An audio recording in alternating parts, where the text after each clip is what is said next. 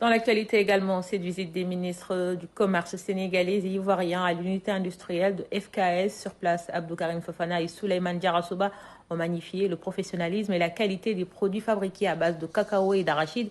L'entreprise qui importe son cacao de Côte d'Ivoire compte s'installer dans ce pays. Salut sec.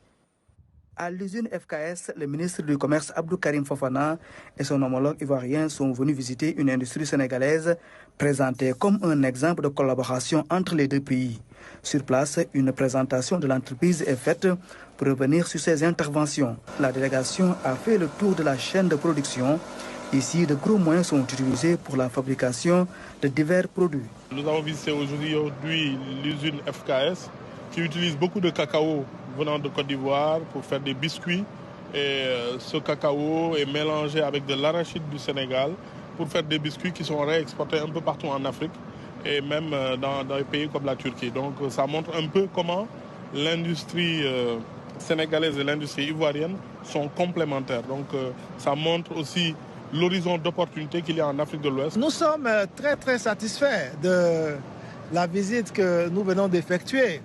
Nous avons apprécié le process de fabrication, également tout ce qui concerne le respect des normes en termes d'hygiène et de qualité, et puis également la qualité des produits et la qualité du packaging.